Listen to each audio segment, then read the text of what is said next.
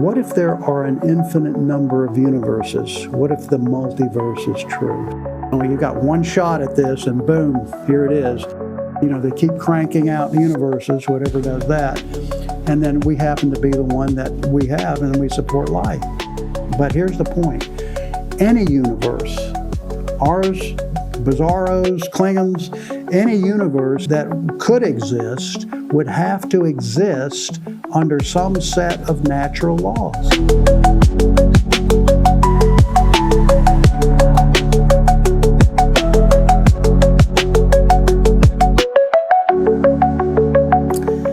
Hey, welcome to Church for Skeptics. We're switching gears a little bit here.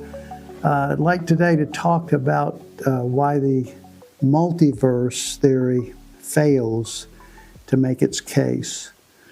To begin with, I want to, and this is going to be a series of videos about miracles, actually, and so we're going to start, in a sense, with the negative, but the negative points to the positive as well. I think that the existence of God is declared in Scripture. A lot of people think that the Bible doesn't really talk about the existence of God. It just presumes it, or it presupposes it. But I think there are strong inferences to the major three biblical, philosophical arguments for the existence of God. I'll give you the three real quickly, and then we'll read a verse here from Romans, just a couple verses. But the most prominent argument for the existence of God is called the Cosmological Argument, or the Kalam Argument. And it's just the argument from first cause, that if the universe had a beginning, something had to begin it. That's kind of simple. And the problem is, if the universe is all nature, then nature can't create itself. Nothing can create itself. And so if the universe is everything natural, then it had to be created or caused by something supernatural. I know that word freaks out people, but it's just philosophically sound. And then the second argument for the existence of God, the classical argument, would be the teleological argument, and that's that the universe appears to be so infinitely and just designed and finely tuned. Everything works, everything has a purpose, and so it looks like it's designed for a purpose, like it actually has purpose. And of course, that's the way we want to live. We want to live with a purpose. Don't you have a purpose for your existence? Or you can make it up as you go along. And it's nice. It's better to have a reference point outside of yourself, I think. But that's the second argument here. And then the third argument, my favorite actually, is the argument for morality. If there's such a thing as right and wrong, objective morality, something that actually is wrong in itself, then there has to be a God. There has to be somebody directing that or causing those things to be so. We think that is the nature of God. God is love. Love is better than hate. So there. And I think those are inferred. If they're not declared, they are highly inferred in the book of Romans, chapter 1. And I'll read you a couple of verses here, starting in verse 18. The wrath of God is being revealed from heaven against all the godlessness and wickedness of people who suppress the truth by their wickedness. Now here it is. Since what may be known about God is plain to them, because God has made it plain to them. Well, how has He made it plain to them? For since the creation of the world, God's invisible qualities, His eternal power, and divine nature have been clearly seen, being understood from what has been made, so that people are without excuse. Richard Dawkins says that the natural, first on one side, speaking on one side of his mouth, he says that there's absolutely not a shred of evidence for the existence of God. But it's hard to get around the fact that, here's what else he says, the natural temptation is to attribute the appearance of design to actual design. Now we'll pause there. There's a little more he has to say. Now what he's saying is that there's no evidence for God, and yet the universe appears to be designed. Oh, it really does appear to be designed.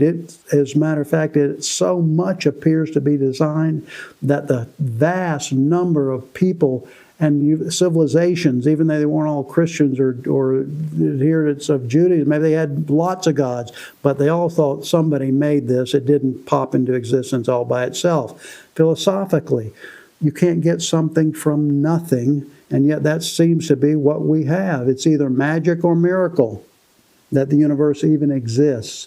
And then the fact that it is so finely tuned. And here's something really important. We think of fine tuning as the anthropic principle of life. And what that means is that everything has to be lined up just right for us to have life on planet Earth. And so you have the privileged planet idea, that only Earth seems to be the only planet that supports life, especially our kind of life. But before that, see, you can't invoke evolution here, because we're not talking about life. I'm not talking about the existence of life, though that's a huge piece of evidence, of course, for the existence of God. But what about just the existence of the universe itself? That has to be finely tuned as well, and it has to all come at one point. You can't invoke evolution for this. It had to all happen at the same time, or we would not have been here at all, life notwithstanding here. So that's the argument from Scripture, is that he's divine. We can understand that from our own ideas of morality. We can understand creation points to God in its existence and in its fine-tuning that it can exist. So I just think it's overwhelming here. Let me give you just one idea here. A guy named Martin Rees, who is a philosopher, wrote a book. He's an astronomer. He wrote a book called Just Six Numbers. And I'm not sure how many people really know all this, that everything that has to line up just right for the universe to exist, way before you even start talking about what has to line up for life to exist.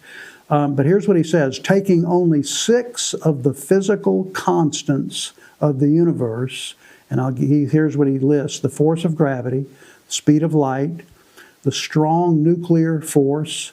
If any of these were different by even a tiny fraction, there would be no stars, no complex elements, and no life. And of course, that is exactly the case. So,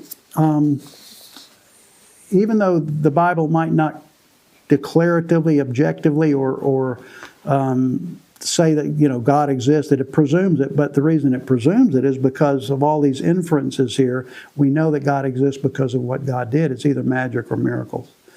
If a miracle is something that happens outside of the laws of nature, then the universe is one big miracle. And of course, that's a little bit of the opening of what we're going to talk about down the road here, and we talk about this, and I do enjoy talking about these things. A couple of interesting things here. Antony Flew was the leading atheist, almost no doubt. He was a philosopher, British philosopher, and a strong atheist. He wasn't like a militant, mad guy like some of these guys are, but he did a lot of debates. He was very calm in his and very philosophical in his arguments against the existence of God. His last book was called There Is a God, and his subtitle, How the World's Most Notorious Atheist Changed His Mind. And wouldn't you like to know what went on with that mind here? But the reason he said that is exactly what we're talking about here. In other words, he's saying this: the appearance of design, go back to Richard Dawkins, the universe appears to be designed. It appears to be finely tuned just to exist itself, and then, of course, especially about life, the information in DNA. There's so many things that have to happen. The elements on Earth, the size of the Earth, the distance from the Earth. I mean, it goes on and on and on and on.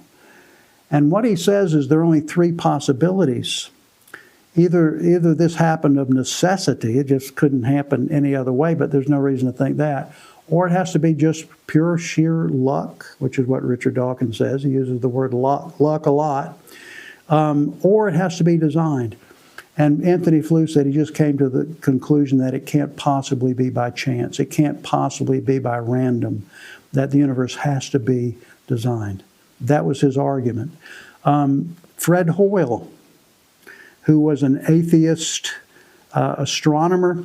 Here's what he says: a common sense interpretation of the facts suggests that a super intellect has monkeyed with physics as well as chemistry and biology, and that there are no blind forces worth speaking about in nature.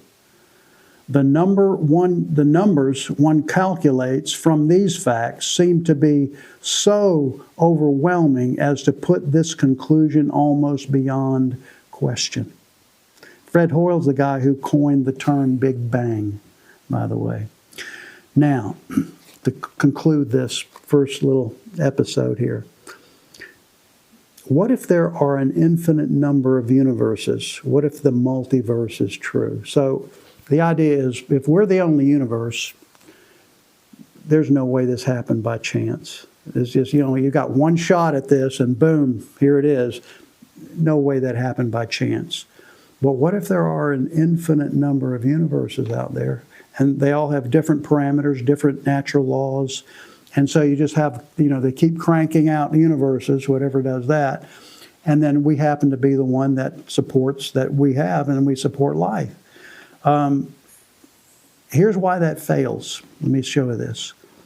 And by the way, there's no evidence for the multiverse. It's just it's an imaginative. You can make an algorithm for it, but there's no evidence for it at all. And there wouldn't be, because if there are other universes, we don't have access to any of those. So it's a made-up thing. But here's the point: any universe, ours, Bizarros, Klingons, any universe that could exist would have to exist under some set of natural laws.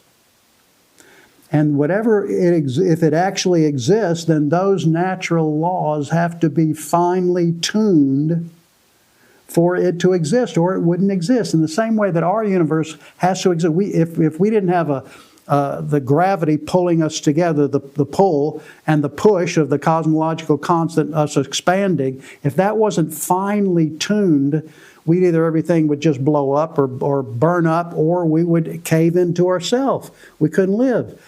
And so just those two constants right there have to be finely tuned. Well, if you have another universe that's tuned differently, it still has to be finely tuned, or it would not exist.